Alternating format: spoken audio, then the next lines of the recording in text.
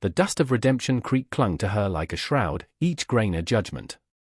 She was a whisper of a woman, Elara, her name a forgotten melody, her body thinned by starvation and the biting winds of misfortune that had howled her out of a life she once knew. Her dress, the color of faded sorrow, was torn at the hem, her bare feet raw against the unforgiving earth. Hope was a dying ember, choked by the ashes of despair. She saw him then, a silhouette against the brutal afternoon sun, emerging from the mercantile with supplies slung over a shoulder broad as a prairie bluff. He moved with a quiet intensity, a man carved from the land itself, his face a testament to harsh suns and harsher truths, eyes the color of a stormy sky. He was loading his horse, a creature as lean and resilient as its master, when her voice, fragile as spun glass, dared to break the suffocating silence. "May I have your leftovers, sir?" Each word was an agony, a surrender of pride she hadn't known she still possessed. Her gaze remained fixed on the scarred leather of his boots, unable to meet the eyes of yet another who would surely turn away, or worse, offer a sneer with his charity. Silas stilled, his hand hovering over a saddlebag.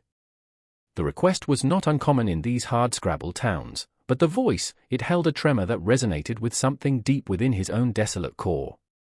He turned, slowly, his movements deliberate, economical. He saw the grime, the exhaustion, the hollows beneath her cheekbones. But then he looked into her eyes, lifted now in a flicker of desperate courage. And in their shadowed depths, beneath the fear and the hunger, he saw a fire, banked low but not extinguished. A resilience that mirrored the stubborn mesas standing sentinel against the horizon. It wasn't pity that stirred in him, it was a profound, aching recognition. He saw not a beggar, but a soul enduring an unjust tempest. This was the miracle, unseen by the indifferent world, a moment of pure, unadulterated seeing. He said nothing, his silence a heavy cloak. Then, he unstrapped a fresh loaf of bread and a canteen from his pack. He didn't offer scraps. He offered sustenance. He held them out. Her hand, trembling, reached for them, her fingers brushing his calloused skin. A spark, unexpected, jolted through the brief contact. From the saloon doorway, jeers erupted. "Look at Silas, playing saint to another stray." A portly man, the town's self-appointed conscience, guffawed. "She's probably a thief run out of the last town." Silas's gaze, cold as a mountain stream, flicked towards them. The laughter died in their throats. His reputation, a somber tapestry woven from whispered rumors of a dangerous past, was a shield more potent than any weapon. He turned back to Elara, his expression unreadable. "You can't stay here," he said, his voice a low rumble, not unkind. He gestured with his chin towards the vast, open country stretching west. "I have a place." It's quiet. It wasn't an invitation born of chivalry, but of something deeper, a pull he didn't understand but couldn't ignore. Elara looked from the hostile faces in the town to the impassive man before her. The wilderness beyond was terrifying, but the cruelty of men was a known poison. She nodded, a single, jerky movement.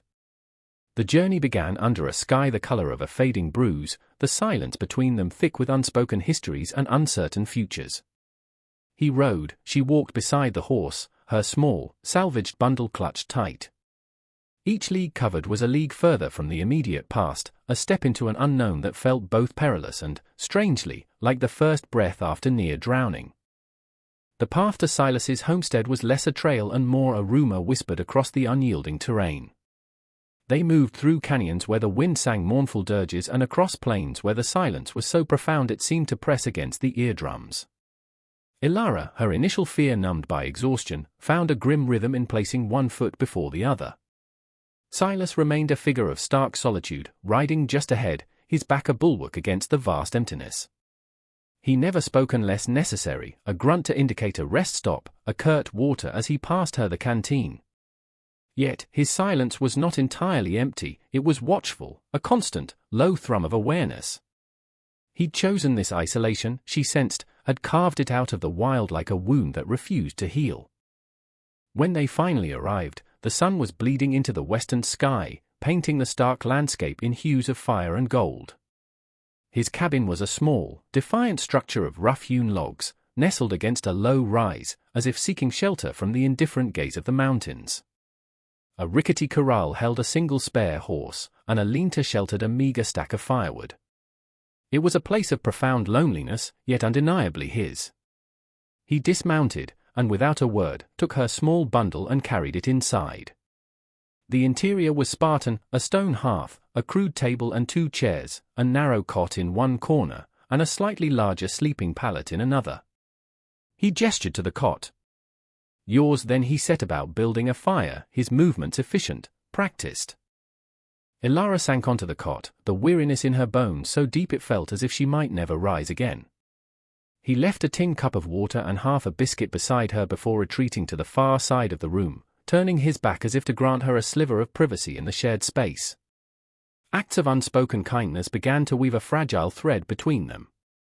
Each morning, she would find a small pile of kindling beside the hearth, or a piece of dried meat left on the table. He never acknowledged these gestures, nor did she. Words felt too brittle, too inadequate for the delicate language of survival and nascent trust they were unwittingly constructing. Ilara, slowly, began to shed the outer layers of her despair. The consistent, if meager, food, the relative safety from immediate human cruelty, allowed a sliver of her former self to surface. She observed Silas, his meticulous care of his weapons, the way his gaze would linger on the distant horizon, a flicker of some old pain momentarily shadowing his eyes.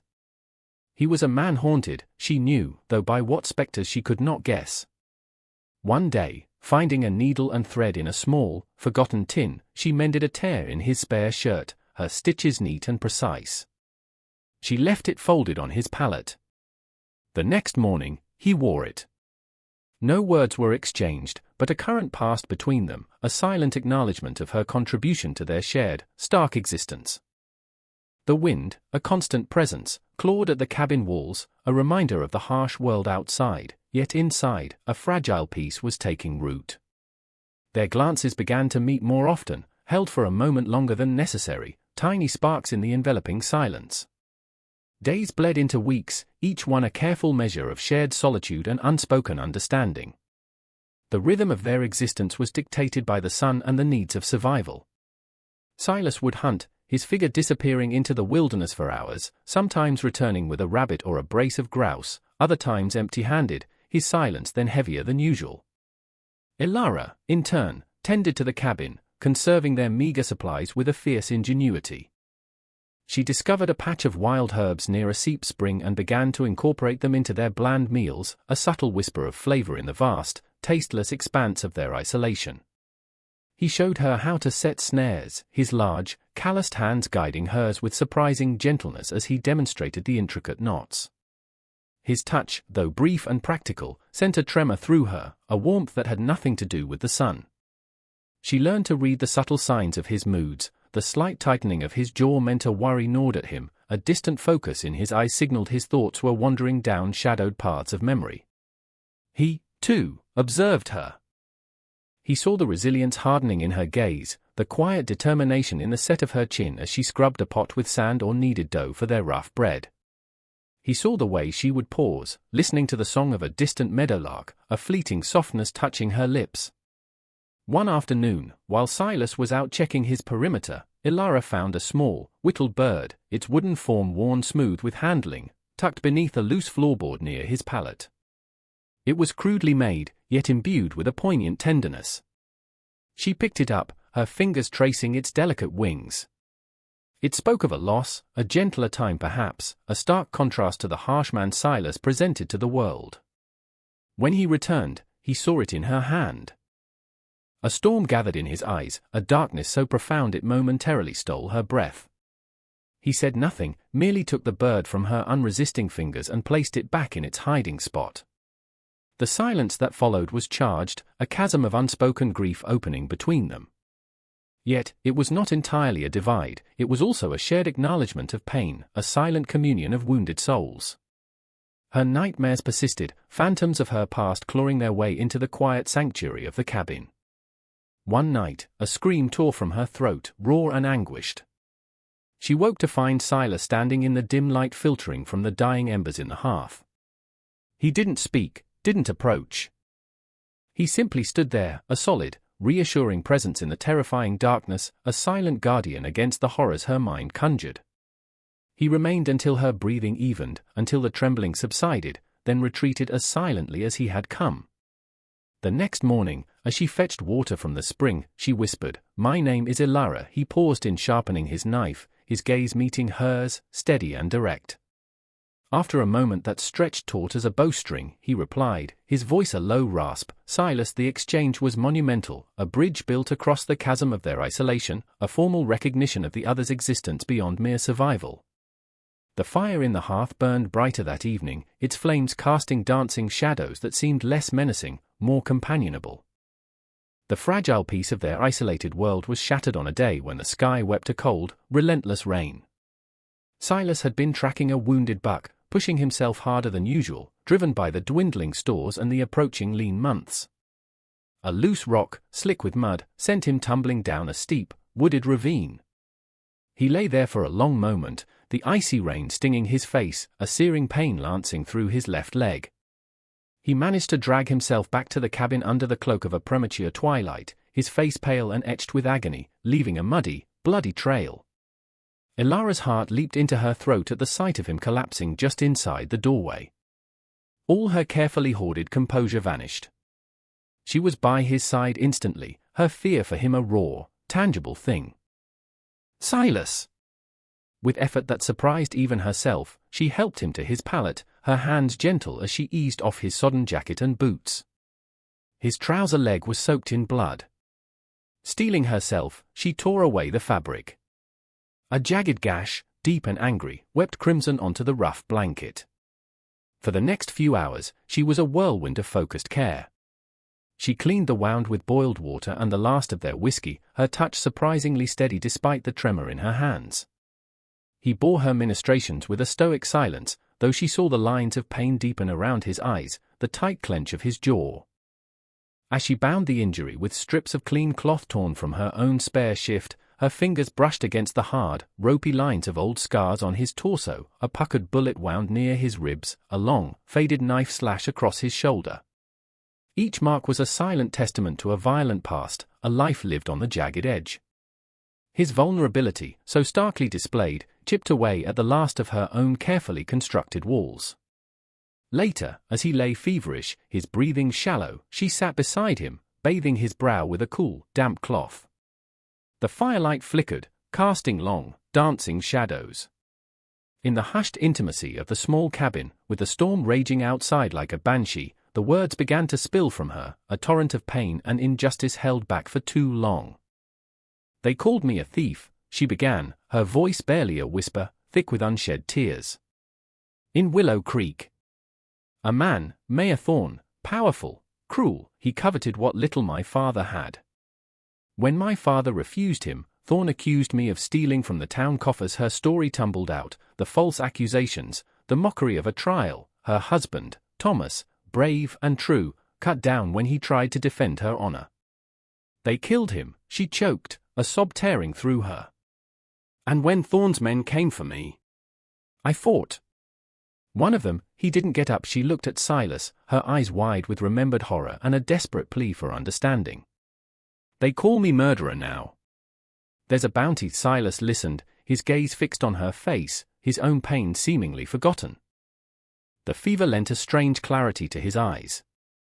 When she finished, a heavy silence filled the room, broken only by the crackling fire and the howling wind. Then, he spoke, his voice raspy. "I knew men like Thorne." A shadow crossed his face. "In a place called Bitter Wells.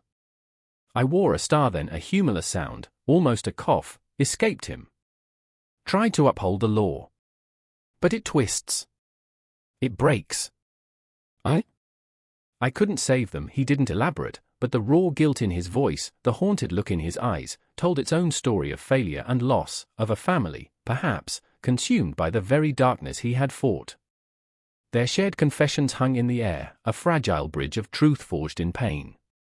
The trust between them, already budding, deepened into something more profound. Just as the storm outside began to abate with the dawn, Silas, his fever broken, gripped her hand. His fingers were surprisingly strong. "We ain't safe here for long," he murmured, his gaze clear now, and resolute. "They'll find you." Men like Thorn, they don't give up. His words were a grim prophecy. Days later, a traveling tinker, one of the few souls who occasionally braved the remote trails, passed by. With him, he brought news from the wider world, and a tattered, rain-stained wanted poster. Ilara's face, crudely drawn but recognizable, stared back at them. The bounty had doubled. Thorn's reach was long, his vengeance relentless. The approaching storm was no longer a metaphor, it was a tangible threat, its thunder rumbling ever closer on the horizon. The news settled over the small cabin like a pall. The fragile peace they had cultivated felt suddenly, terribly precarious. Ilara watched Silas, his movements becoming even more economical, his gaze constantly sweeping the perimeter, his hand never far from the warm butt of his Colt. The knowledge that Thorn's men were actively hunting her, drawing nearer, was a cold knot in her stomach. Yet, mingled with the fear was a new, steely resolve. She would not be a passive victim. She practiced with the small, .32 caliber pistol Silas had reluctantly given her, its weight unfamiliar but reassuring in her palm. He showed her how to load, aim, and fire, his instructions terse but precise. "Don't think. Just point." Squeeze. His own haunted past seemed to fuel his determination to protect her, a silent vow etched in the grim set of his jaw. He was no longer just a protector, he was a man preparing for a reckoning, his redemption perhaps lying in her survival. The air grew thick with anticipation, the silence in the cabin no longer peaceful but taut with unspoken dread. Every rustle of leaves, every snap of a twig, sent their hearts leaping. One evening, as a blood-red sun bled into the jagged peaks, painting the sky with an almost violent beauty, Silas spoke, his voice low and gravelly. "They'll come soon," it wasn't a question. Ilara nodded, her throat tight. "I won't let them take you," he stated, his eyes, the color of gunmetal, boring into hers. It was a promise, absolute and unshakable. That night, a real storm gathered, mirroring the tempest brewing in their lives. Wind screamed around the eaves of the cabin like a tormented spirit, and rain lashed against the shutters. Inside, the fire spat and hissed, casting flickering, distorted shadows on the rough-hewn walls. They didn't sleep, sitting in the tense quiet, the loaded rifle propped against Silas's chair, the small pistol on the table before Ilara. The first sign was the unnerved whinny of Silas's horse from the corral. He was on his feet in an instant, peering through a tiny crack in the shutters. "3 riders," he breathed, his voice flat. Coming from the east, Ilara's hand closed around the pistol grip, her knuckles white. This was it. The moment she had dreaded, yet somehow, also prepared for.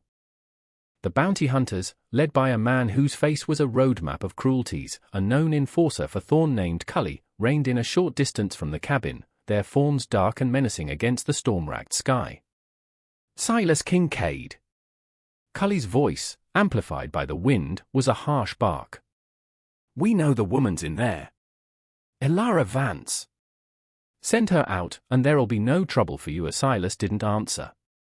He looked at Ilara, a silent question in his eyes. She met his gaze, her own unwavering. "No," she whispered, her voice surprisingly firm. "No more running." He gave a curt nod, a grim satisfaction flickering in his eyes. The ensuing battle was a maelstrom of sound and fury. Gunshots cracked like thunder, mingling with the storm's own cacophony. Silas moved with a deadly grace, a phantom in the dim light, his rifle spitting fire. Ilara, stationed by the small window, found a courage she hadn't known she possessed. Her hands were surprisingly steady as she aimed and fired, the recoil jarring her arm. One of Cully's men cried out, clutching his shoulder where her bullet had found its mark. She saw Silas falter, a shot grazing his arm, and a cold fury rose in her. She fired again, driving another man back. Cully, enraged, charged the door, kicking it open. He lunged for Silas, who was momentarily pinned. Without hesitation, Ilara swung a heavy iron skillet from the hearth, connecting with the side of Cully's head with a sickening thud. He crumpled to the floor, stunned. The fight was brutal, close quarters, a desperate struggle for survival. When it was over, 2 of the bounty hunters lay still in the mud outside. Cully, groaning, was disarmed and bound. The storm, as if its purpose fulfilled, began to subside. Rain softened to a drizzle, and a pale, watery dawn light seeped into the cabin. They stood amidst the chaos, breathing heavily, splattered with mud and blood, but alive. Silas's arm was bleeding freely, and Ilara had a long scratch across her cheek. He looked at her, truly looked, and a slow smile, the first she had ever seen from him, touched his lips. It transformed his harsh features, revealing a glimpse of the man beneath the scars. "You fight like a she-cougar," he said, his voice laced with admiration. She managed a shaky smile in return. "You taught me well." In the quiet aftermath, they tended to each other's wounds, their movements gentle, their silence now filled with a profound, shared understanding. The battle had not only saved their lives, it had forged their bond into something unbreakable, tempered in fire and blood. The rising sun, pale and hesitant, cast long shadows across the ravaged yard. The bodies of the fallen bounty hunters were stark reminders of the violence that had breached their sanctuary. Cully, bound and sullen, glared at them from where Silas had propped him against the corral fence.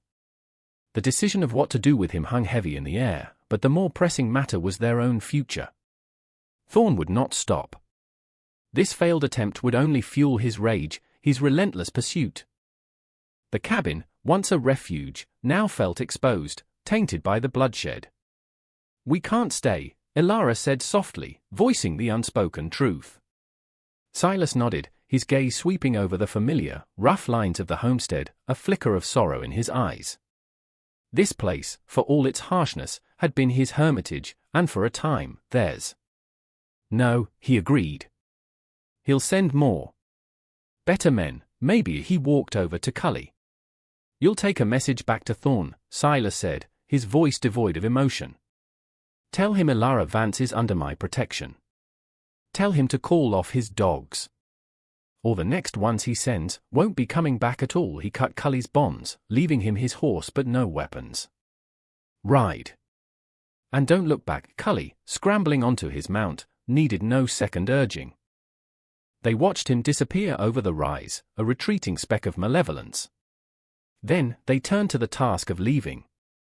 Their possessions were few. A bedroll, the rifle, the pistol, a small sack of provisions, the whittled bird Ilara quietly retrieved and tucked into Silas's saddlebag. As they packed, a quiet sense of purpose settled over them. They were no longer fleeing, they were choosing. Choosing a new path, together. Before they mounted, Silas paused. He took Ilara's hand, his calloused palm rough against hers. "West," he said. "There are valleys, hidden places.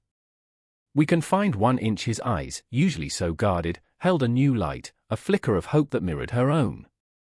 "A place to build," Ilara added, her voice soft but firm. He squeezed her hand, a silent affirmation. They rode away from the cabin without a backward glance, the rising sun at their backs, heading towards an unknown horizon, but facing it side by side. The scars of their pasts were still there, etched into their souls as surely as the lines on their faces, but now they were not symbols of defeat, but of survival, of battles fought and won. Years passed, seasons turned, and the harsh memories of Redemption Creek and Willow Creek faded like old photographs left in the sun. Deep in a hidden valley, nestled by a clear, burbling stream and sheltered by towering pines, a new homestead stood. It was modest, built with their own hands, log by sturdy log. Smoke curled lazily from its stone chimney, a beacon of warmth and peace. Laughter, clear and bright as the mountain air, often echoed through the valley, the laughter of children, a boy with Silas's quiet intensity and a girl with Ilara's resilient spirit. Silas, his hair now streaked with silver, his face weathered but softened by contentment, leaned against the porch railing, his arm around Ilara. Her own face, though marked by time and hardship, shone with an inner serenity. They watched their children playing near the stream, their forms silhouetted against the vibrant tapestry of a prairie sunset. The silence between them was no longer heavy with unspoken grief or tentative trust, but rich with shared history, enduring love, and the quiet comfort of a life hard-won and deeply cherished. His redemption hadn't come in a blaze of glory or a grand gesture, but in the steady, quiet building of a life, in the unwavering protection and love he gave and received. Her resilience had found its purpose not just in survival, but in creating a sanctuary, a place of belonging. They had faced the darkness, both within and without, and had emerged into the light, their bond their greatest strength, their love their most precious treasure. The wind whispered through the pines, carrying not threats, but the promise of another peaceful night, another shared dawn. Their home was not just a place, but a testament to the enduring power of hope and the profound miracle of two broken souls finding solace and strength in one another, building a future from the ashes of their pasts. This tale of Ilara and Silas, of survival against the odds and love found in the harshest of landscapes, is a testament to the resilience of the human spirit and the redemptive power of connection. It reminds us that even in our darkest hours, hope can flicker, and that true strength is often found not in solitude, but in the courage to trust and fight alongside another. If their journey from desperation to peace, from being outcasts to building a new world, has resonated with you, consider subscribing to our channel. We are dedicated to bringing you more stories like this, narratives of dramatic romance, hard-won redemption, and the enduring power of the human heart on the frontier. Click that subscribe button and ring the bell for notifications, so you don't miss our next adventure into the heart of the West. Your support helps us continue to craft these emotional sagas.